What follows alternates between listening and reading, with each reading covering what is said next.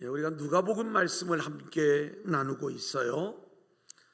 흐름을 잘 알아야 된다 이렇게 말씀을 드렸죠. 그래 우리가 예수님이 예루살렘을 향한 여정을 계속해 오셨는데 2주 전에는 나귀 새끼를 타고 예루살렘으로 들어가시는 예수님의 이야기, 그리고 지난주에는 예루살렘을 바라보시며 눈물을 흘리시는 우리 주님의 이야기, 그리고 성전에서 장사하는 자들을 내쫓으시는 이야기까지 우리가 함께 말씀을 나누었어요. 이제 오늘은 주님이 성전에 들어가셔서 백성들을 가르치시고 그리고 복음을 전하시는 내용이에요. 이때 대제사장들, 서기관들, 장로들이 예수님께로 나아옵니다. 그리고 묻는 거예요. 당신은 도대체 무슨 권위를 가지고 이 성전의 제도를 문란하게 하고 있느냐? 왜 장사하는 사람들을 내쫓고 있으며 왜 여기서 백성들을 가르치고 있는가를 묻는 거예요. 이 질문에 대한 대답으로부터 오늘 이 포도원 농부의 비유 이야기의 주제가 무엇인가를 우리가 알게 되는 거예요. 오늘 말씀 속에는 이 권위와 연결된 말씀들을 우리에게 들려주면서 우리가 어떤 권위로 살아가야 되는지를 들려주는 놀라운 복음이 이 안에 담겨 있는 거예요. 오늘도 저와 여러분 모두가 함께 말씀 속에 은혜 받을 수 있기를 소원합니다. 아멘. 자, 우리 한번 따라해 볼까요? 무슨 권위? 무슨 권위? 자, 오늘 본문 1절 2절입니다. 같이 읽겠습니다. 시작. 하루는 예수께서 성전에서 백성을 가르치시며 복음을 전하실새 대제사장들과 서기관들이 장로들과 함께 가까이 와서 말하여 이르되 당신이 무슨 권위로 이런 일을 하는지 이 권위를 준 이가 누구인지 우리에게 말하라. 여러분, 지금 예수님이 성전에서 백성들을 가르치시고 복음을 전하는데 우리는 예수님이 가르치시는 게 당연하다 이렇게 생각을 하지만 당시의 종교 지도자들이 예수님께 와가지고 도대체 당신은 무슨 권위를 가지고 이런 일을 행하고 있습니까? 이렇게 묻는 것이 어쩌면 당연해 보입니다. 여러분, 제가 주일에 이렇게 두란노교에서 설교를 하고 있어요. 저는 이 설교를 할 수 있는 권위를 교단으로부터 부여받았어요. 목사가 되었어요. 감리교. 그냥 되는 게 아니라 과정을 밟고 공부를 하고 그리고 신학대학, 대학원을 졸업한 다음에 계속해서 이 목회자가 되는 과정을 밟아 기독교 대한감리에서 목사 안수를 받고 그리고 성례를 행하고 이 제단에서 말씀을 선포할 수 있는 그 권위가 저에게 주어진 거예요. 그 권위가 없이 목사 안수를 안 받은 분이 예배 시간에 축도를 하거나 뭔가 다른 일들을 하면 교단으로부터 제재를 받습니다. 여러분, 목사 안수가 4월에 이렇게 받게 돼요. 보통 시골은 전도사님들이 첫 목회를 나가기 때문에 이 교회 달력을 할 때마다 기독교 대한감리의 아무아무 교회 이렇게 딱 쓴 다음에 밑에다가 담임 목사 땡땡땡 이렇게 써야 되는데 목사 안수를 받기 전까지는 담임 전도사 누구 이렇게 써야 되는 거예요. 근데 이제 2023년이 되었어요. 예를 들어서 24년 내년 24년이 되었는데 이제 4월 달에 목사 안수를 받는 거예요. 12월에 달력을 만들어야 되는데 내가 3월까지는 전도사지만 4월부터는 뭐예요? 목사잖아요. 그러면 1년 달력 중에 1월부터 3월까지는 담임 전도사라고 쓰고 4월부터는 담임 목사라고 쓸 수가 없잖아요. 그러니까 옛날에는 전도사님들이 몰래 그냥 1월 달부터 담임 목사 누구라고 쓴 거예요. 거기다가 이거 걸려가지고 목사 안수 못 받은 분이 있어요. 실제로 그 정도로 교권이 엄중합니다. 너는 목사가 아닌데 목사를 사칭했다. 1년 꾸는 거예요. 그리고 그 담임 목사 조금 일찍 이 달력에다 놨다가 그 정도로 이 종교 지도자들이 교권에 대한 집착이 대단하다는 걸 볼 수가 있고, 여러분 지금 종교 지도자들이 예수님께 와가지고 적어도 이 성전에서 가르치려면 제사장들이거나 서기관들이거나 뭔가 공적인 권위를 가진 사람이 가르쳐야 맞는 것인데, 당신은 나사렛 출신이고 뭔가 구체적인 어떤 권위, 요즘으로 이야기하면 어느 신학교 나왔어, 어느 교단에서 목사 안수 받았어, 권위가 있는 거요? 이것을 체크하고 묻는 것, 어쩌면 당연한 모습으로 보이는 거예요. 여러분, 우리 주님은 하나님의 아들이세요. 하나님의 아들이 하나님의 전에서 하나님의 백성들을 가르치는 것 당연하잖아요. 그래서 주님은 이렇게 말씀을 하실 수가 있었어요. 나는 하나님의 아들이야. 내가 내 아버지 집에서 내 자녀들에게 복음을 전하는 것, 이들에게 말씀을 가르치는 것 당연한 것 아니냐. 나는 하늘의 권위를 가지고 이 일을 행하고 있는 거야.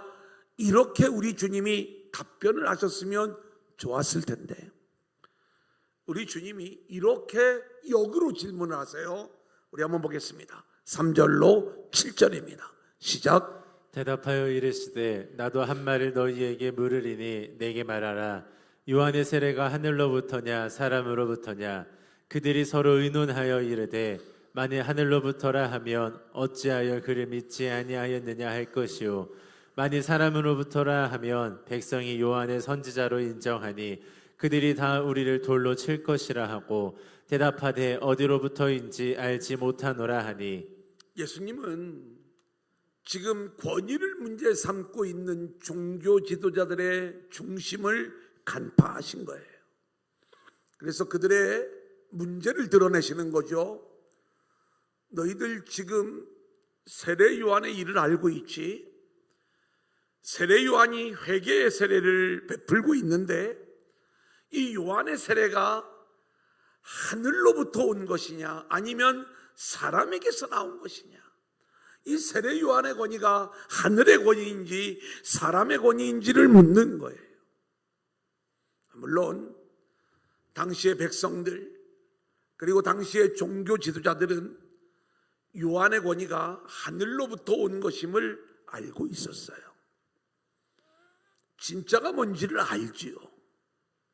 그런데 백성들은 그 권위를 알고 있지만 이 종교 지도자들은 그 권위를 인정할 수가 없었던 거예요. 왜냐하면 요한의 세례가 하늘의 권위로부터 온 것임을 인정을 하는 순간 본인들도 요한 앞에 무릎을 꿇어야 되는 거고, 자신들의 종교적 모든 권위를 내려놓고 회개의 세례를 받아야 되는 거예요.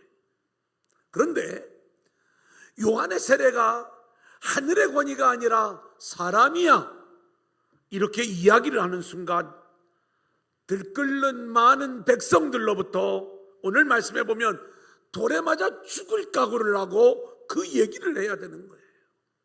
그래서 이들의 대답이 모르겠다. 그러자 8절 말씀을 보면 예수께서 이르시되 나도 무슨 권위로 이런 일을 하는지 너희에게 이르지 아니하겠다. 하늘의 권위야 말씀하실 수 있었지만 우리 주님은 내가 지금 하늘의 권위로 이 성전에서 이 말씀을 전하고 있는 거야, 이 내용을 엄연히 말씀하실 수 있었음에도 불구하고 이 말씀을 하시지 않은 것, 그것은 대제사장들, 서기관들, 장로들, 이 종교 지도자들의 중심에 이들이 요한의 권위가 하늘의 권위임을 알고 있음에도 불구하고 요한에게 순종하지 아니한 것처럼 예수님이 지금 내가 가르치는 이 권세가 하늘의 권세, 하늘의 권위로 가르치는 거야. 아무리 이야기를 해도 이 말씀을 따르지 않을 것을 알고 계셨기에 주님은 이들의 실체를 드러내시기 위해 요한의 이야기를 먼저 꺼내신 것이고, 그리고 살아계신 하나님의 권위를 인정하지 않는 이들의 실체를 드러내시기 위해 오늘 두 번째 이야기, 이 포도원 악한 농부의 비유 이야기를 말씀을 하고 있는 거예요. 사랑하는 여러분, 오늘 이 하늘의 권위를 인정하지 않는 종교 지도자들의 거짓된 모습은 오늘 저와 여러분의 모습을 보여주고 있다는 것, 이것을 우리는 놓치지 말아야 돼요. 우리는 살아계신 하나님을 믿는다고 이야기를 해요.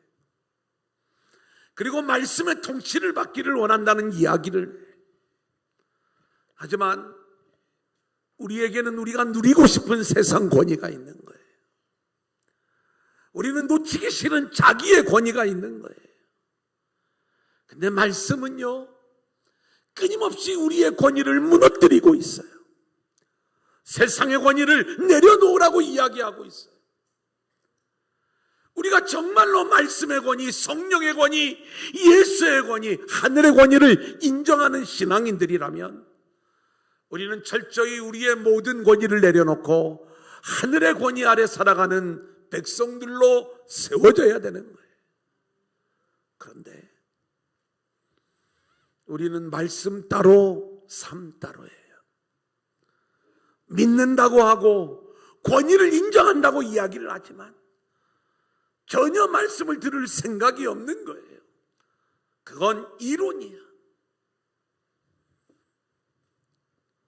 내 권위, 세상 권위 내려놓고 싶지 않은 것. 그래서 진짜 권위가 나타났음에도 불구하고 우리가 그 권위 앞에 무릎 꿇지 않는 것, 말씀 앞에, 예수 앞에, 성령 앞에 무릎 꿇지 않는 것, 이것이 우리들의 실상이다, 이렇게 말씀을 드릴 수가 있습니다. 여러분, 이것을 잘 보여주는 말씀이 에베소서 1장 22절이에요. 자, 우리 한번 같이 볼까요? 또 시작. 또 만물을 그의 발 아래에 복종하게 하시고 그를 만물 위에 교회의 머리로 삼으셨느니라. 여러분, 이 교회의 머리는 예수님이시고 우리 교회의 진짜 주인은 예수님이신 줄로 믿습니다. 아멘. 그렇다면 우리 교회 안에서의 진짜 권위자는 오직 예수님 한 분뿐이신 줄로 믿습니다. 아멘. 우리 모두가 예수의 권위 아래 모여 있어야 되는 거예요. 내 교회들마다 목회자는 목회자의 권위를 세우기에 혈안이 되어 있는 거예요. 그게 성경적이라는 거예요. 제사장들을 봐라. 성경은 철저히 제사장들을 섬기도록 말씀하고 있지 않느냐. 죄송한 이야기지만 성경에 나오는 제사장의 권위는 영원한 대제사장으로 오실 그리스도의 권위를 보여주는 거예요. 그렇다면 그리스도가 오셨을 때 우리는 오직 그 그리스도 안에만 참된 권위가 있다는 것을 인정하고 우리의 권위 없음을 고백하며 하나님의 권위 아래, 주님의 권위 아래 살아가는 것, 이것이 참된 복음의 삶의 모습이 되는 거예요. 교회의 머리가 주님이라고 고백을 하지만 우리는 주님의 권위를 인정하지 않아요. 목회자는 목회자의 권위를, 평신도는 평신도의 권위를 주장하며 주님을 거절하고 있는 것, 이것이 당시 예루살렘의 상황이나 오늘 이 시대의 상황이나 마찬가지다, 이 말씀인 것입니다. 우리는 오늘 말씀의 권위 아래 복음의 삶을 살아가는 성도들로 세워질 수 있기를 소원합니다. 어떤 게 복음의 삶이냐? 자기 권위를 세우는 게 아니에요. 나의 권위 없음을 고백하면서 오직 하나님의 권위 아래 살아가는 것. 할렐루야. 아멘. 이것이 우리 모두의 모습이 되어야 하는 거예요. 마태복음 16장 18절 또 내가, 우리 한번 같이 읽을까요? 시작. 또 내가 내게 이르노니 너는 베드로라. 내가 이 반석 위에 내 교회를 세우리니 음부의 권세가 이기지 못하리라. 예, 여러분, 교회 안의 음부의 권세는요, 세상 권위예요. 그래서 우리는 교인 수가 많은 교회를 권위를 부여해줘요. 그 교회 목사님을 큰 교회 목사님이라고 이야기를 해요. 제가 이제 며칠 전에 한 후배 목사님하고 이렇게 대화를 나눌 기회가 있었는데 아주 잘 나가는 목사님이세요. 목회적 고민을 이야기하는데 본인이 집회를 가는데 옛날에는 그런 마음이 별로 없었는데 요즘은 정말 견디기 어려운 마음이 있다. 그게 뭔데 그러느냐 그랬더니 집회에 사람이 잘 안 모이는 것도 문제지만 본인이 부흥회를 했을 때 헌금이 좀 많이 나왔으면 좋겠는데 헌금이 잘 안 나온다는 거예요. 헌금을 좀 많이 나오게 하고자 하는 마음이 뭐예요?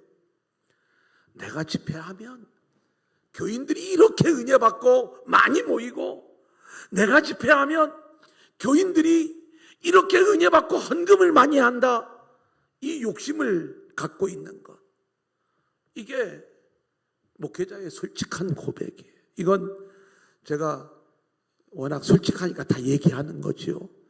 목회자들끼리만 하는 얘기예요. 그래 제가 나도 똑같다 그랬어요. 나도 우리 교회 헌금 많이 나왔으면 좋겠고, 나도 집회 가면 똑같은 부담 느끼고 있고 그렇다. 그런데 정말 그것의 자유함을 누릴 수 없다면 집회 나가지 마. 그 얘기를 한 거예요. 그리고 헌금 조금 나온다고 강사로 안 부르면 안 가면 되지. 그거 너무 거기에 집착하지 말아라. 하늘의 일을 하는 목회자들마저도 여전히 인정받고 싶은 욕구, 그게 뭐예요? 내가 이만큼 권위 있는 목회자야. 이것을 증명해 보이려고 하늘의 권위, 말씀의 권위가 아닌, 우리가 하늘의 권위 아래 있다면 하나님의 말씀만 전하면 되는 거예요.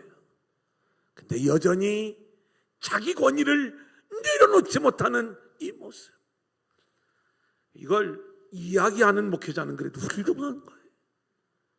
솔직하게 그런 고민들, 목회자로서 느끼고 있는 그러한 모습들, 우리는 철저히 말씀과 성령의 통치를 받으며 하나님의 권위 아래 살아가는 자들이 되어야 되고, 이런 교회, 이런 성도들로 저와 여러분 모두가 세워질 수 있기를 소원합니다. 아멘. 이제 두 번째입니다. 우리 한번 따라해 볼까요? 하나님의 권위. 하나님의 권위.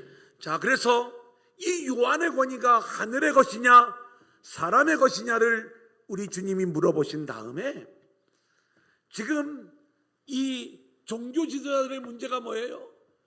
요한의 권위가 하늘로부터 온 것임을 알면서 무시하는 거예요.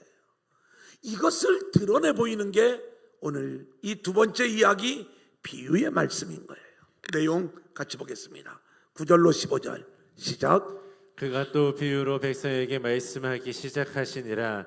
한 사람이 포도원을 만들어 농부들에게 새로 주고 타국에 가서 오래 있다가 때가 이름에 포도원 소출 얼마를 바치게 하려고 한 종을 농부들에게 보내니, 농부들이 종을 몹시 때리고 거저 보내었거늘 다시 다른 종을 보내니 그도 몹시 때리고 능욕하고 거저 보내었거늘 다시 세 번째 종을 보내니 이 종도 상하게 하고 내쫓은지라. 포도원 주인이 이르되 어찌할까, 내 사랑하는 아들을 보내리니 그들이 혹 그는 존대하리라 하였더니, 농부들이 그를 보고 서로 의논하여 이르되 이는 산속자니 죽이고 그 유산을 우리의 것으로 만들자 하고 포도원 밖에 내쫓아 죽였느니라. 우리가 잘 알고 있는 포도원 악한 농부의 비유 말씀이에요. 이것은 지금 1절부터 8절에 나오는 권위와 연결되는 말씀이다, 이렇게 말씀을 드렸죠.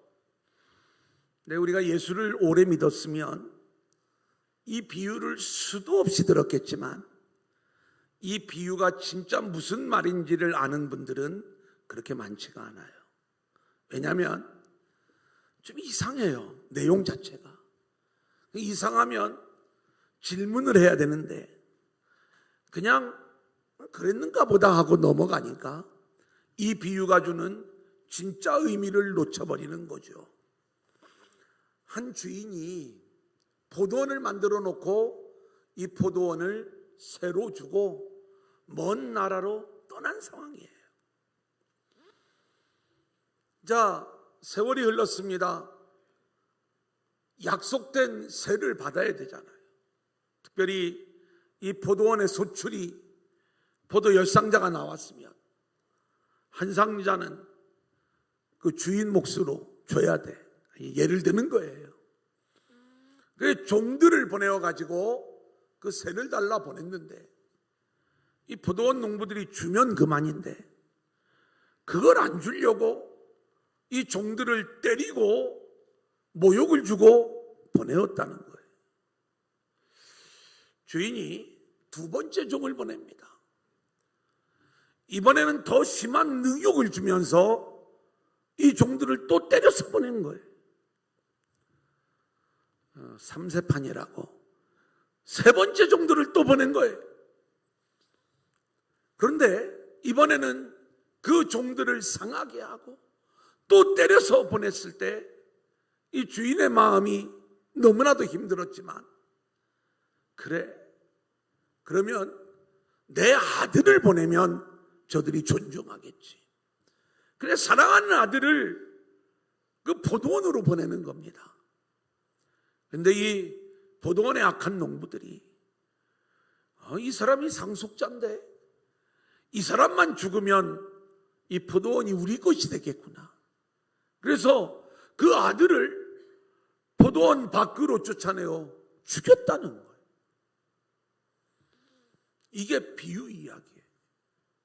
이 비유가 만만치 않은 건 뭐냐면, 보통 사람이라면 포도 10상자 수확했으면 주인 몫으로 한 상자 주고 나머지 9상자 가지고 실컷 먹으면 되잖아요. 그러면 앞으로 포도원 경작하는데 아무런 문제가 없잖아요. 근데 왜 안 줘? 이걸 왜 안 내놓는 것인가? 요것부터 이제 문제가 되는 거죠. 그리고 왜 종들을 때리는가? 그리고 왜 아들을 죽이는가? 여기에는 이 포도원 주인과 이 포도원 농부들 사이에 이 관계가 지금 어떤 모습인가를 우리 가운데 보여주는 거예요. 우리는 몇 주 전에 문화의 비유에 대한 말씀을 나누었습니다. 귀인이 왕의 직임을 받기 위하여 먼 나라로 떠나면서 한 문화씩 10명의 종들에게 나누어 주는 거예요.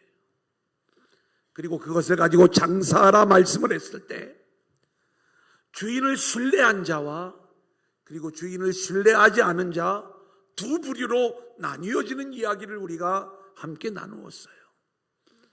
주인을 신뢰한 자는 주인이 왕으로 다시 오실 것을 기대하고 기다렸던 종들이에요. 이들은 주인의 말씀대로 한 문화를 가지고 장사하여 10문화를 남기고 5문화를 남기는 그러한 일들을 했어요. 중요한 것, 얼마를 남겼느냐가 중요한 게 아니라 주인이 오실 때를 기다리면서 주인을 신뢰하고 그 주님의 말씀대로 순종했다는 거예요. 하지만 한 문화를 남긴 사람과 그리고 이 귀인이 왕이 되기를 싫어했던 자들, 이들은 주인이 오는 것을 기다리지 않았어요. 그리고 옳지 않을지 확신을 갖지 못했어요. 장사하지 않는 거예요. 오히려 그 귀인이 왕이 되는 것조차도 싫어했던 그 모습, 우리가 이 비유의 이야기처럼 오늘 이 주인이 먼 나라로 떠났다라고 이야기할 때, 먼 나라로 떠난 이 주인의 이야기는 하나님의 이야기이고, 포도원은 이스라엘이고, 농부들은 이 이스라엘의 종교 지도자들인 거예요. 이들이 선한 농부였다면 주인이 다시 오실 때를 기다리면서 주인이 원하는 열매를 내어 놓으며 아름답게 이 포도원을 경작했겠죠.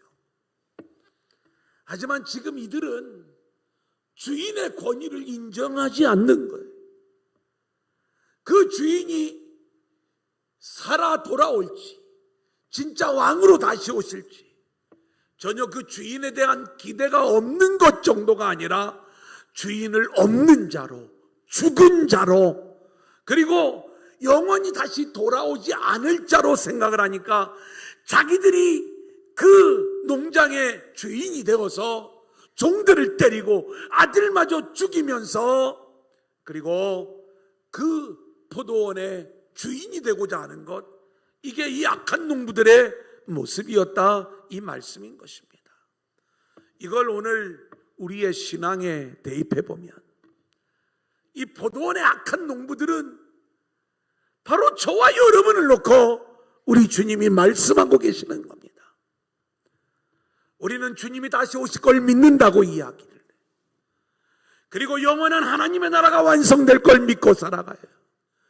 말로는 믿는다고 하는데 우리는 전혀 하나님 없는 자로 살아갈 때가 얼마나 많이 있는지, 하나님의 말씀의 권위가 전혀 먹혀들지 않고 있는 그 삶을 우리가 살아가고 있는 거예요.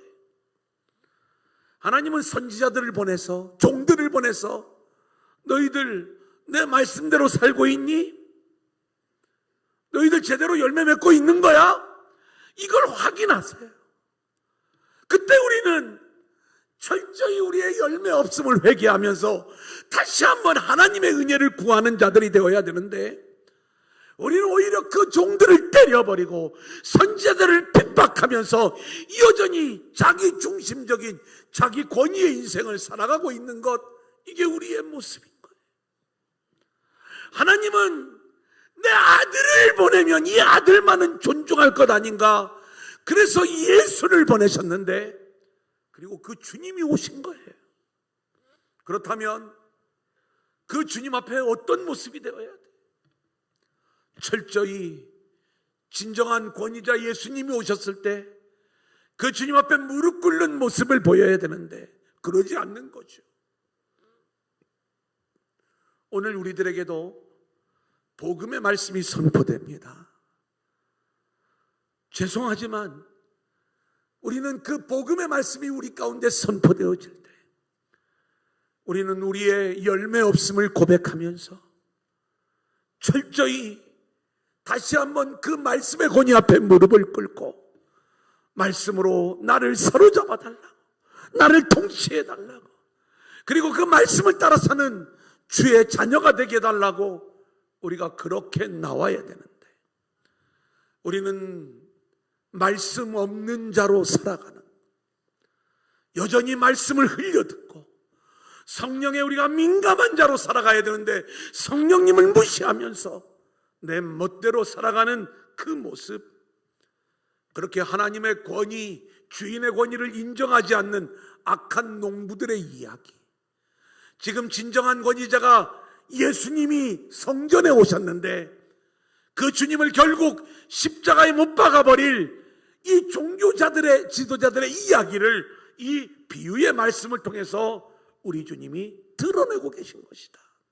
그러니까 이 비유의 출발은 참된 권위자를 만나도 그 권위 앞에 무릎 꿇지 않는 종교지도자들의 악함을 드러내는 우리 주님의 말씀이다. 이들은 알아들어요. 그러면 회개해야 되잖아요. 아니요. 예수를 죽이는 거예요. 자, 오늘 이 비유는 이사야 5장 말씀과 아주 깊은 연결점이 있습니다.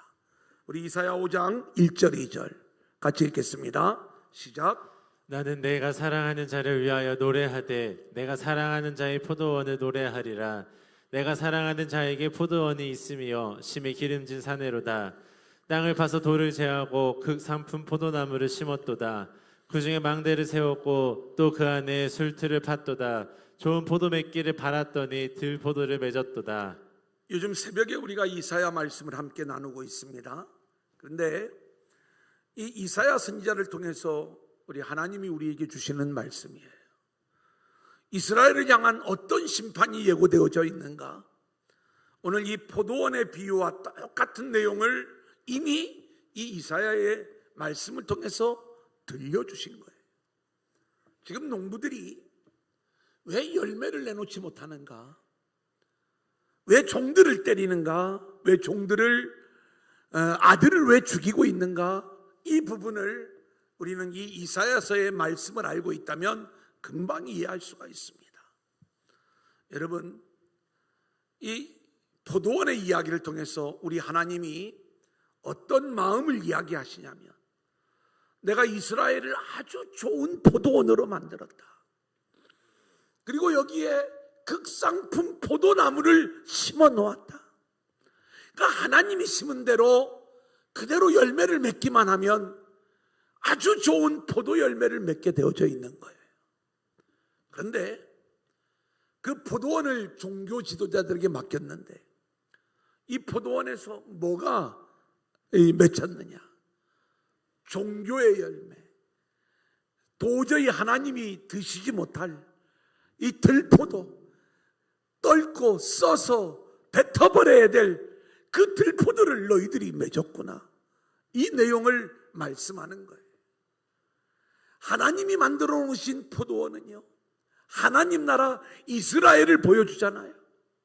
그렇다면 이 이스라엘은, 하나님의 백성은 철저히 하나님이 주시는 복음의 열매, 은혜의 열매, 그리고 늘 그 열매를 맺지 못하여 하나님 앞에 철저히 회개하는 회개의 열매를 맺는 이 모습이 백성들에게 있어야 되는데, 그들은 그 극상품 포도나무의 열매를 거절하고 자기 의의 열매, 자기 수고의 열매, 그리고 자기 영광의 열매, 종교의 열매, 결국 도저히 하나님이 드실 수 없는 그러한 들포도를 맺은 거예요. 하나님이 선지자를 보내셔서 이들에게 열매를 요구하세요. 이들은 이 떫어 도저히 먹을 수 없는 들포도를 내놓았을 때 종들이 이야기하는 거예요. 이것 말고 하나님이 심으신 극상품 포도나무의 열매, 복음과 은혜와 회개의 열매, 이거 내놔. 이들의 열매가 부인당하고 주님이 원하시는 그 열매를 내놓으라고 종들이 이야기할 때 이들은 그 주님 앞에 내놓을 열매가 없었던 거예요. 그래서 종들을 때려보내는 거예요. 아들을 보내니까 아들마저 죽여버리는 거예요. 하나님이 원하시는 열매가 없는 거예요. 오늘 이 시대 우리 교회 안에 주님이 원하시는 열매는 우리의 의의 열매, 수고의 열매, 이런 종교적 열매가 아니에요.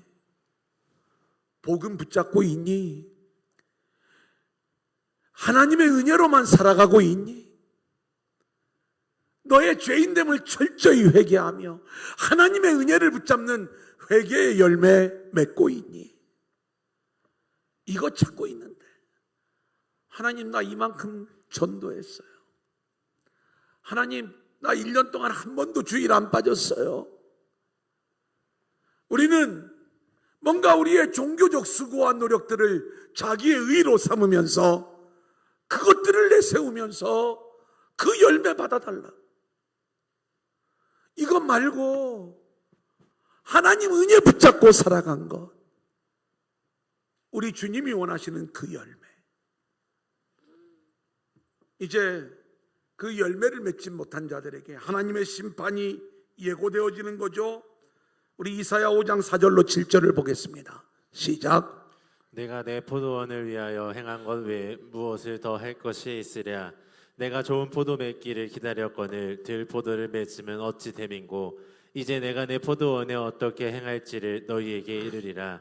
내가 그 울타리를 걷어먹힘을 당하게 하며 그 담을 헐어 짓밟히게 할 것이요 내가 그것을 황폐하게 하리니 다시는 가지를 자름이나 북을 돋우지 못하여 찔레와 가시가 날 것이며 내가 또 구름에게 명하여 그 위에 비를 내리지 못하게 하리라 하셨으니 무릇 만군의 여호와의 포도원은 이스라엘 족속이요 그가 기뻐하시는 나무는 유다 사람이라. 그들의 정의를 바라셨더니 도리어 포악이요 그들에게 공의를 바라셨더니 도리어 부르짖음이었도다. 이스라엘의 들포도 맺는 그 이스라엘을 무너뜨리시겠다는 것, 이것이 하나님의 심판 계획이에요. 물론 하나님은 그 심판으로 끝나는 게 아니라 다시 그들을 포로의 자리에서 남은 자들을 회복시켜 다시 이 포도원을 회복시키시는 것, 그게 하나님이 하시는 일이죠. 오늘 말씀도 동일한 심판과 회복의 이야기를 우리 가운데 들려주고 있어요. 15절 하반절에서 16절입니다. 시작. 그런즉 포도원 주인이 이 사람들을 어떻게 하겠느냐. 와서 그 농부들을 진멸하고 포도원을 다른 사람에게 주리라 하시니 사람들이 듣고 이르되 그렇게 되지 말라지어이다 하거늘. 자, 이제 주인이 살아계세요. 살아계신 하나님은 반드시 다시 오시는 줄로 믿습니다. 아멘. 오셔서 심판을 하시는데 하늘의 권위를 무시하고 제멋대로 살아갔던 이 종교 지도자들을 다 죽이고 진멸하고 포도원을 다른 사람들에게 주리라. 이제는 이스라엘은 선민의 자리에서 쫓겨나게 되는 것이고 하나님의 은혜만을 갈망하는 진짜 이스라엘, 새로운 이스라엘, 이 시대의 교회와 성도들에게 그 지위가 넘어가고 있는 걸 보게 되는 거예요. 이 일을 어떻게 이루시는가? 이게 17절, 18절의 말씀입니다. 시작. 그들을 보시며 이르시되 그러면 기록된 바 건축자들의 버린 돌이 모퉁이의 머릿돌이 되었느니라 함이 어찌미냐. 무릇 이 돌 위에 떨어지는 자는 깨어지겠고 이 돌이 사람 위에 떨어지면 그를 가루로 만들어 흩으리라 하시니라. 여러분, 이것이 심판이면서 은혜의 말씀인 줄로 믿습니다. 아멘. 건축자의 버린 돌이라고 하는 건 하나님이 이 돌을 보내셨는데 이스라엘은, 이 거짓 종교 지도자들은, 악한 농부들은 이 돌을 버린 거예요. 인정하지 않는 거예요. 하지만 하나님은 이 건축자의 버린 돌을 모퉁이 돌로 만들어 버리신 거예요. 그래서 오늘 말씀해 보니까 모퉁이의 머릿돌이 되게 하셨다. 그래, 이 모퉁이의 머릿돌 위에 사람이 떨어질 수가 있고 또 이 머릿돌이 사람 위에 떨어질 수가 있는데, 어쨌든 모퉁이 돌에 사람이 떨어지건 또 이 모퉁이 돌이 사람 위에 떨어져 그 사람을 가루로 만들어 버리건, 우리 주님이 하시는 일, 우리가 그동안에 알량하게 붙잡고 있었던 우리의 자존심, 자기 권위, 세상 권위, 그거 내가 다 이 모퉁이 돌로 가루로 만들어 버릴 거야. 다 흩어버릴 거야. 우리는 그 예수의 돌에 깨어져 우리가 가루뿐임을, 아무것도 아닌 먼지뿐임을 우리가 고백하면서 우리는 진짜 권위이신 이 모퉁이 돌의 권위, 예수의 권위, 하늘의 권위 아래에서만 살아갈 수 있는 자들임을 고백해야 될 줄로 믿습니다. 아멘. 이게 예수 이야기예요. 우리 주님이 이 비유를 통해서 봐라, 그 버린 돌이 모퉁이의 머릿돌이 되어 너희들의 그 모든 권위들을 다 깨뜨려 버릴 거야. 가루로 날려버릴 거야. 그래, 진정한 성도는 그런 권위로 살아가는 게 아니라 오직 하나님의 권위 아래 살아가는 자들이 되어야 하는 거예요. 이제 결론을 말씀드립니다. 따라합니다. 기본으로 돌아가라. 기본으로 돌아가라. 오늘 본문을 통해 우리가 돌아가야 될 기본은 무엇인가? 먼저 우리는 하늘의 권위로 살아가는 자들이 되어야 할 줄로 믿습니다. 아멘. 자기의 권위를 위해 살아가는 자들은 하나님을 말로는 믿는다고 하면서도 오히려 하나님을 대적하는 자들이 되는 거예요. 종들을 죽이는 거예요. 말씀을 거부하는 거예요. 아들을 죽이는 거예요. 성령님을 인정하지 않는 거예요. 하나님 없이, 말씀 없이 살아가는 거예요. 자신에게는 아무런 권위가 없음을 아는 자가 되어야 우리는 하늘의 권위를 요청하고 그 하늘의 권위 아래 살아가는 자들이 될 수 있는 거예요. 저와 여러분 모두가 자기 권위를 내려놓고 세상 권위를 내려놓고 오직 하늘의 권위, 하늘의 권세로 살아가는 저와 여러분들이 될 수 있기를 소원합니다. 아멘. 또한 따라합니다. 살아계신 하나님을 믿으라. 살아계신 하나님을 믿으라. 하나님은 이 주님의 돌을 우리 가운데 던지시는 거예요. 말씀의 돌을 우리 가운데 던지시는 거예요. 성령의 돌을 우리 가운데 던지시는 거예요.